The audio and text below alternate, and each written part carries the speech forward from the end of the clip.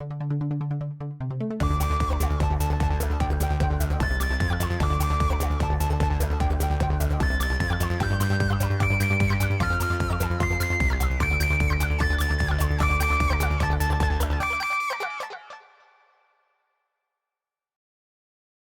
vs. Dracula. I usually try not to spoil the episode in the synopsis, but in this case the title is the synopsis. We open with Buffy awakening next to a sleeping Riley, then going out to a cemetery to hunt vampires, then returning to Riley. Which seemingly has cured her of her restlessness. Very ominous, or at least slightly ominous. The gang hangs out at the beach, where Buffy and Riley play with a football, while the others practice making lame quips. They look like they're making a commercial for Pepsi or something, the way they're fake smiling all over the place throwing that football.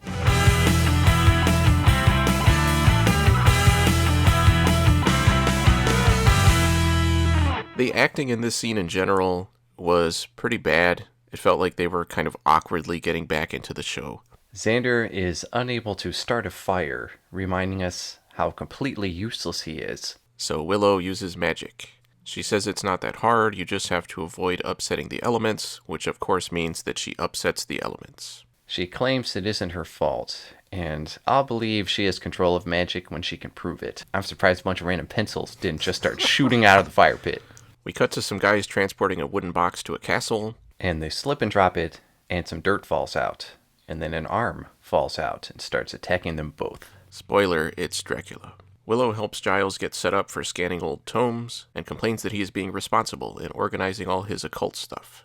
So he's going to scan every page of every book? That's usually how it works. He's got like 1,000 books in his house. Yeah, and she's just some random college student. I assume she's busy with other things. Then again, knowing these characters, she's probably not. That would take so long. I mean, somebody's got to do it. I guess it's true that he can't just farm it out to random people. But also, we've already seen that scanning a demon book in can have negative consequences. Yeah, so he's going to do it with 20 million pages and hope nothing goes wrong. I mean, these characters don't really learn, so I guess that's consistent at least. And there are companies that will scan all of your stuff for you. Yeah, but he's an unemployed former high school librarian. All right.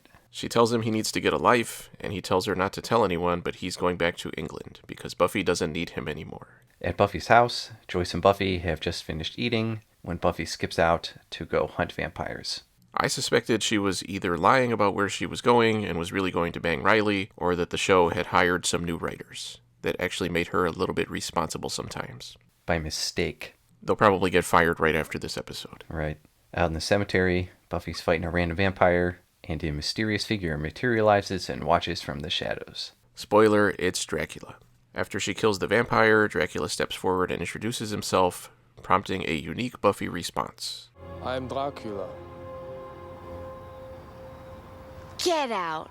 And for some reason, Willow and Xander are also walking through the cemetery at night in a completely different spot, when we just saw that there are active vampires. Yeah, these characters, if anything, get dumber and dumber as the show goes on. Dracula tells Buffy that he knows who she is and wanted to meet her, and he calls her a killer, and she says she doesn't like that term because it sounds Like I paint clowns or something. Which was a weird thing to say. She tries to stake him, but he keeps turning into mist, and then Willow and Xander show up and make a bunch of dumb jokes, which surprisingly doesn't scare him away. And even when Buffy tells them to leave, they still just keep making dumb jokes. They are impressed that they're meeting Dracula before he turns into a CGI bat and flies away. And I like how he flutters around their heads first, apparently just to make them look like idiots, as if they needed any help.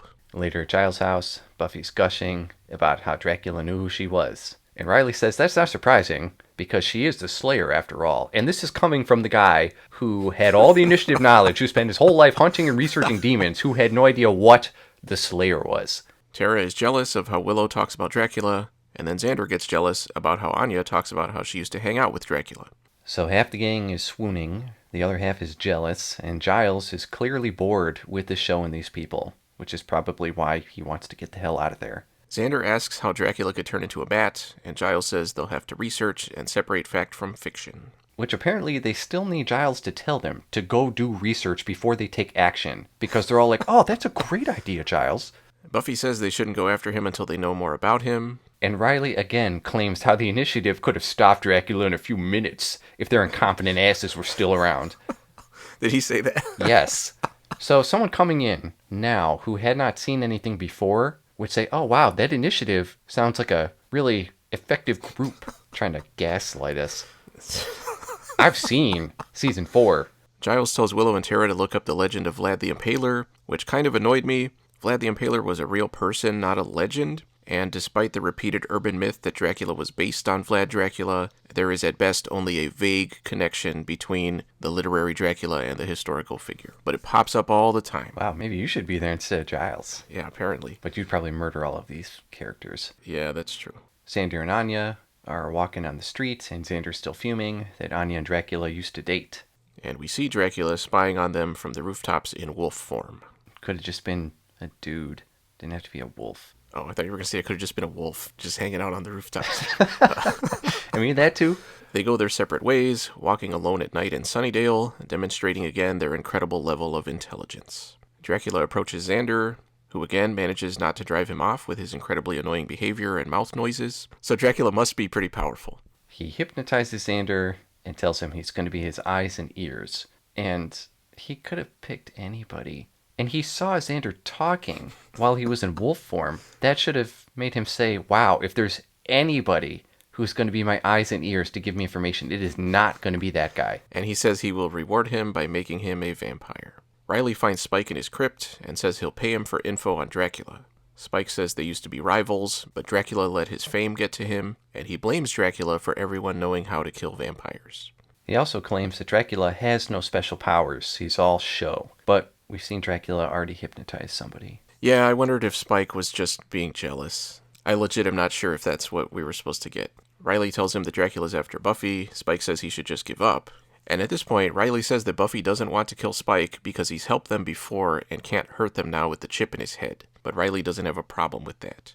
But nobody should have a problem with that because Spike, despite the chip in his head, has kept scheming with other bad guys to try to get them all killed. And I don't see why he would stop now. Yeah, and Riley's threat was not very threatening. Yeah, I thought it was funny that he's trying to look intimidating, but he just has exactly the same expression that he always has on his face, which is just kind of, hey, look, I'm here.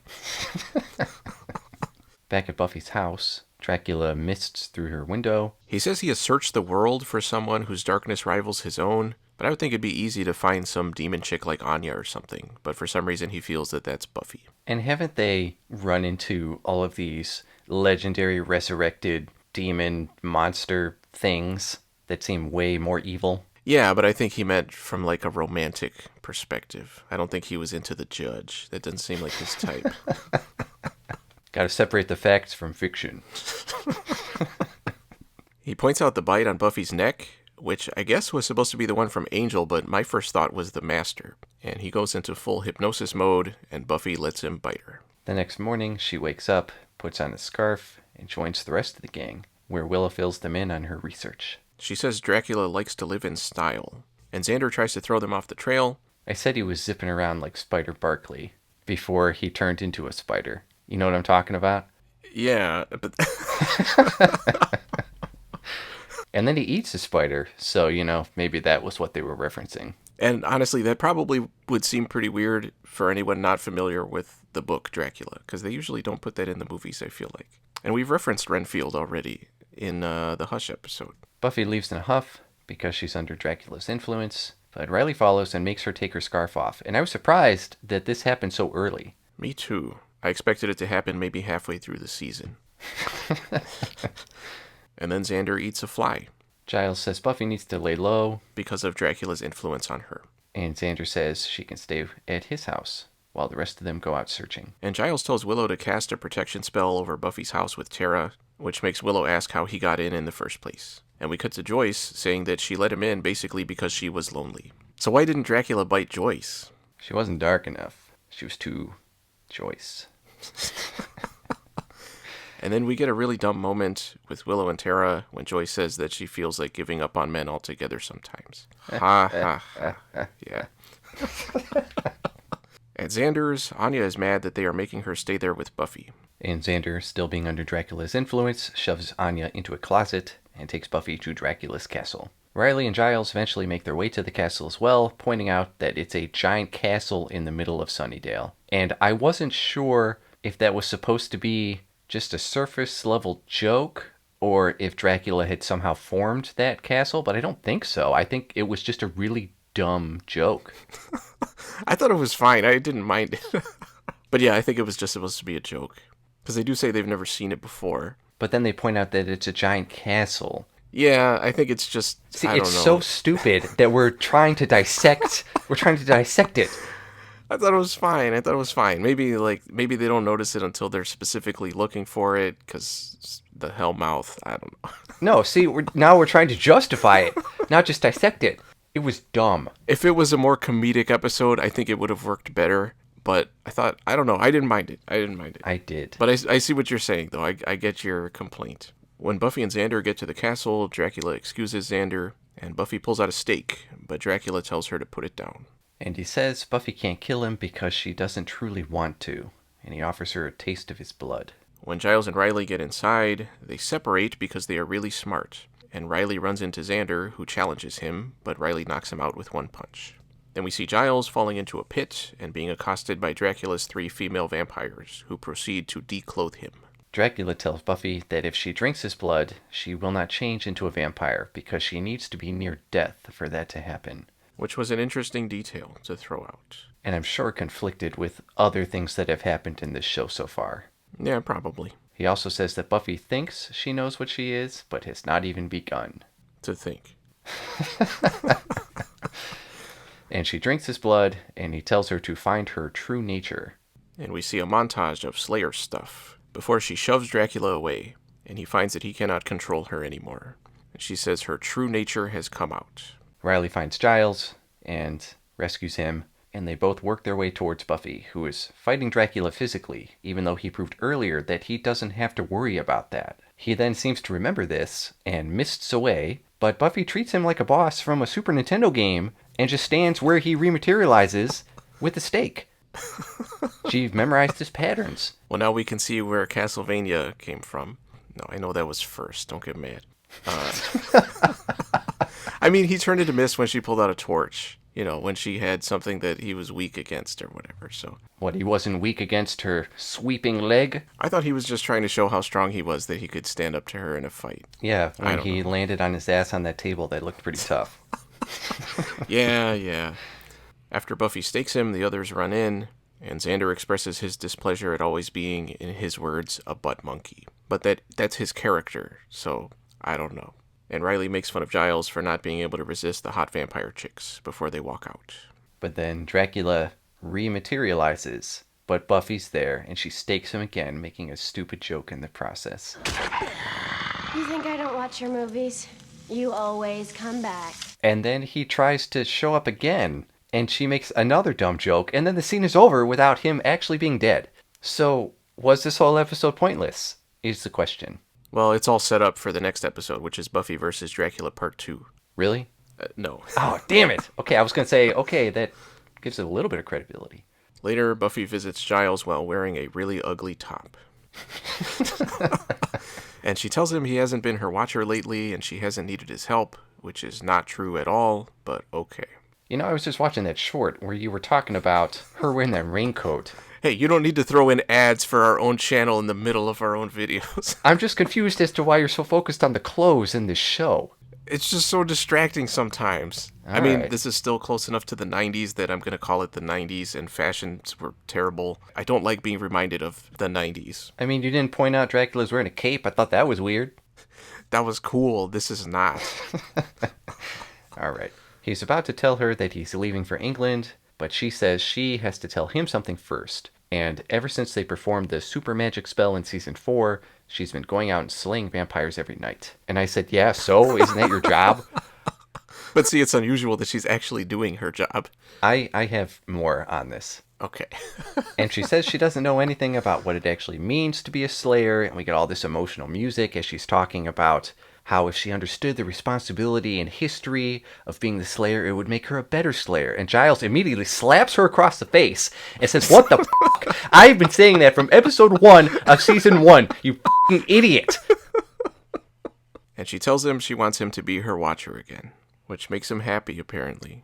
I hope he didn't, buy a plane ticket or have anything set up in advance. Whatever happened to his girlfriend? What was her name? Oh, yeah, Olivia. Yeah. I mean, the last time we saw her, she seemed very uncomfortable with all the weird stuff going on in Sunnydale, so maybe he'll mention that. I think it would have been a good last scene for this episode if it just cut to her on a plane by herself.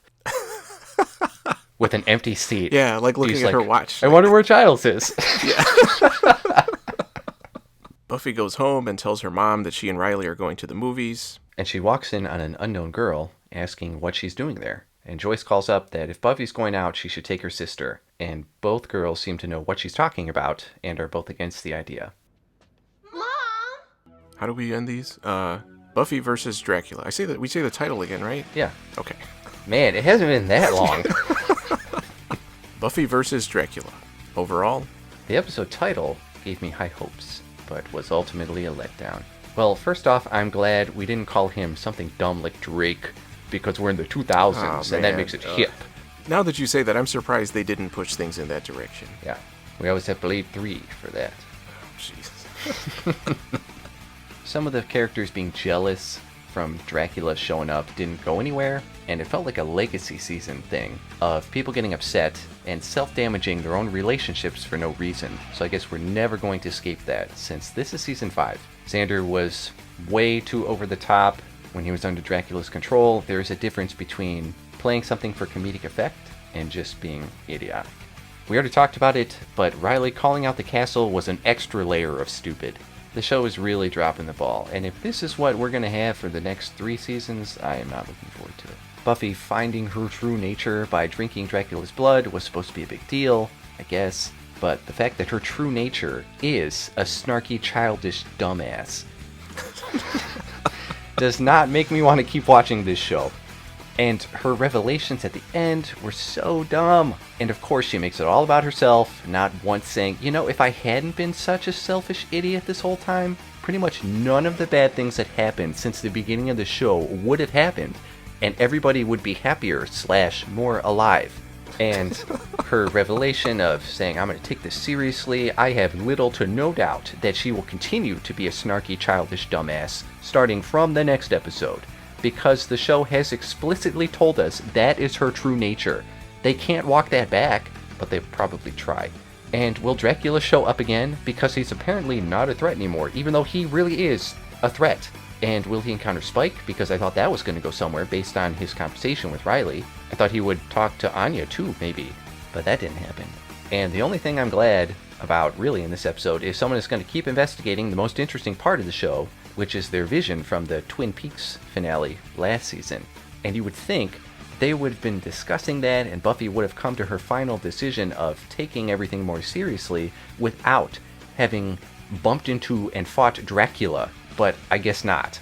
That's what it took, not the fact that it just happened. When Dracula was around, they tried to do that Hammer horror music thing, but it was so cheap and not well done. That was a big letdown for me. I am interested to see where things go with this new sister, but as I was typing my wrap-up notes, my grade just kept going down. And I ended up giving this one a D+. Jeez, okay. I struggled with my rating on this one. I honestly didn't think it was bad, but I definitely didn't think it was good enough for B range. I went ahead with a C+.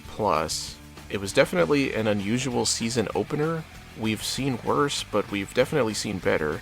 Like you're saying, for an episode dealing with Dracula and treating him in the episode as if he lives up to his reputation, it was pretty underwhelming. I thought his portrayal was fine, but nothing special, other than his ability to change forms and his hypnotic abilities. Just in terms of him as a person, he just feels like another vampire. I did like that he was able to get control over so many of them so easily, and that he didn't have some kind of end-of-the-world plan. And I thought it was interesting that they never explained why and how he could do the things he could do. I thought when they did their research they were going to come across something showing that he was part of some pure vampire strain or some kind of thing, I don't know. And I get that the way they defeated him was supposed to be funny, which is fine, but like you're saying, it raised questions as to whether he'll just get right back to exactly what he was doing as soon as the episode is over. I thought the humor in the episode was okay. I didn't mind it generally, but again, it was nothing special. Giles was definitely the highlight. we didn't really talk about his scenes that much because he doesn't really do anything important, but he was at least funny. Directly bringing up why Buffy doesn't just kill Spike made it feel that much more nonsensical that she doesn't, which is dumb still. Xander was still annoying, and I feel like as a whole, this episode doesn't really give us much to go on as far as expectations for the season. It feels mostly like a standalone thing, but Buffy wanting to go out and slay was interesting. I'm glad that apparently is going to lead into her asking questions that she should have asked a long time ago that I've been asking since the start of the show, and questions that Giles should have answered on his own anyway, even if Buffy wasn't asking them. And if he is a watcher, I would think he knows, more about the background of the Slayers, so I'm expecting in the very next episode to get some answers. Those are some pretty high expectations. Yeah. And I hope that Buffy getting up to slay in the middle of the night when she's with Riley is not the start of some lame subplot about her not feeling satisfied in her relationship or whatever. Man, you're just calling all the things the show's going to do. Her having a sister is interesting.